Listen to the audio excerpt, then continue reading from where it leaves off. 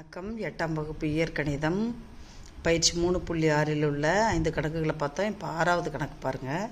இந்த 6வது கணக்கில் இங்கே என்ன கொடுத்துருக்காங்க, பின்ன வடிவிலே 2 கோவை கொடுத்துட்டு -1க்கு ஈக்குவல் பண்ணியிருக்காங்க. இப்போ என்ன செய்யணுன்னாக்கா, இவனால் இந்த கோவை பிரிக்கணும், இவனால் இந்த கோவை பிரிக்கணும். ஏன்னா மீசியமாக எடுக்கும்போது 4 5 20. அப்போது இவன் 5ஆல் பெருக்கும்போது மேலே உள்ள கோவையும் 5ஆல் பெருக்கணும் இல்லையா? அதனால தான் இந்த கோவையை 5ஆல் பிரிக்கிறோம்.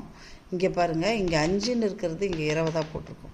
ஏன்னா பின்ன கூட்டல்லையோ சரி பின்ன கழித்தல்லையோ சரி இந்த பகுதி சமமாக இருந்தால் தான் கூட்டவோ கழிக்கவோ முடியும். அதனால் இங்கே பகுதி 4ன்னு இருக்குது, இங்கே பகுதி 5ன்னு இருக்குது. உடனே என்ன செய்யணும், இன்னும் 2 பேரையும் பெருக்கி இங்கே போட்டுட்டு இந்த பின்னத்தை ஃபஸ்ட்டு பின்னத்தை இங்கே உள்ள பகுதியால் பெருக்கணும்.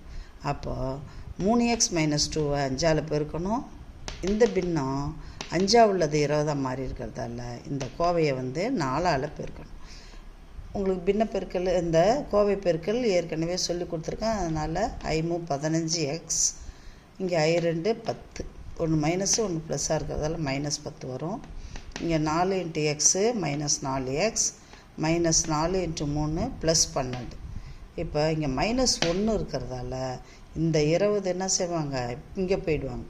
இது பகுதியில் இருக்கிறதால தொகுதியில் போயிடும். ஓர் 20 -20. இப்போ பாருங்கள், நம்பர்லாம் கோவை ஒத்த உறுப்புகளை கூட்டணும்.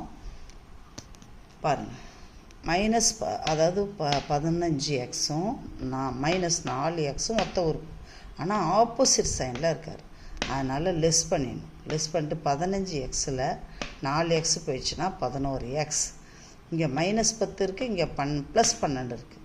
இப்போ லெஸ் பண்ணிட்டா 2 வரும். இந்த 2ஆனது அந்த பக்கம் போச்சுன்னா -2 ஆகிடும்.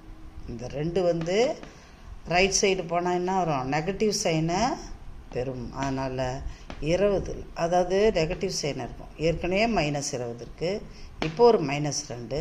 2 பேரும் சேர்ந்தாங்கன்னா எவ்வளோ, ஒத்த குறி இருக்கு இல்லையா? அதனால் -22 வரும். இப்போ இந்த 11x ஆனது இந்த 11 இங்கே டினாமினேட்டராக போயிடும்பொழுது நம்மளுக்கு -2 இஸ் த ஆன்சர். 2வது கணக்கை பாருங்கள். இதுவும் ஒரு பின்ன வடிவில் தான் இருக்குது. பின்ன வடிவில் இருந்ததுனாக்கா இந்த கோவை அங்கே மேலே போயிடுவார், இந்த பகுதி இங்கே வந்துடும். ஏன்னாக்கா அப்போ தான் நம்ம எளிமைப்படுத்த முடியும், தீர்க்க முடியும். இப்போ m + 9 இந்த 3ஆல் மல்டிப்ளை பண்ணிக்கணும். இந்த 3m + 5 இந்த 5ஆல் மல்டிப்ளை பண்ணிக்கும்பொழுது நம்மளுக்கு m + 9 3ஆல் மல்டிப்ளை பண்ணும்போது 3m + 27. முதல்ல இந்த உறுப்பை பண்ணிக்கணும், அதுக்கு அடுத்தது இந்த உறுப்பை பண்ணும்போது 3m + 27. அதே போல் இங்கே 5ஐயும் 3m மல்டிப்ளை பண்ணும்போது 15m + 75. இங்கே பாருங்கள், அதுக்கு அடுத்தது பாருங்கள் 3m இங்கே அப்படியே வச்சுக்கிறோம். நம்பர்லாம் ஒரு பக்கமாக எடுத்துகிட்டு போகிறோம், உறுப்புகளெல்லாம் ஒரு பக்கமாக எடுத்துகிட்டு வரோம். அப்போ 3mல வேணால் -12m வருது. இதை லெஸ் பண்ணும்போது 48 வருது. இந்த நம்பரை மட்டும் என்ன செய்கிறோம், ரைட் சைடு கொண்டு போனாக்கா இந்த 48ஐ -12ஆல் டிவைட் பண்ணும்போது 4 -4. இந்த குறி ரொம்ப முக்கியம். பெருக்கல்ல எப்படி ஒரு ஒரு ப்ளஸ்ஸாக வந்தால் மைனஸ் ஆன்சர் வருதோ, அதே போல் டிவிஷனில் ஒரு மைனஸு ஒரு ப்ளஸ் வரும்போது மைனஸ் தான் ஆன்சராக வரும். நீங்கள் இதை ஞாபகம் கூட வச்சுக்கோங்க, எழுதி போடுறேன். இங்கே பாருங்கள்,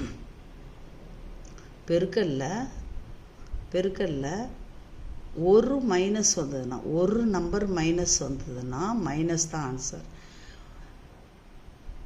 ப்ளஸ் நம்பர் கூட மைனஸ் வந்தாலும் சரி, மைனஸ் நம்பர் கூட ப்ளஸ் வந்தாலும் சரி, நம்மளுக்கு மைனஸில் தான் ஆன்சர்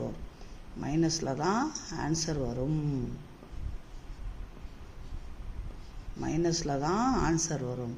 இல்லை மைனஸையும் பெருக்கினாலோ அல்லது ப்ளஸ்ஸையும் பெருக்கினாலோ என்ன ஆன்சர் வரும், ப்ளஸ் ஆன்சர் தான் வரும். இதே தான் டிவிஷனுக்கும் இதே ரூல் தான். அதனால் நீங்கள் இதை அந்த ரூலை ஃபாலோ பண்ணிக்கிட்டிங்கனாலே உங்களுக்கு ஈஸியாக கணக்கு புரிஞ்சிடும். கூட்டல் கழித்தல்லாம் செஞ்சுருவீங்க, ஆனால் சைன் என்ன சைனுன்னு உங்களுக்கு தெரியணும். ரொம்ப ஈஸியாக போடலாம். அதனால் எல்லோரும் ஈஸியாக போடுங்க, நல்லா சால்வ் பண்ணுங்கள். Thank you children. அடுத்த எக்ஸசைஸில் நம்ம பார்ப்போம்.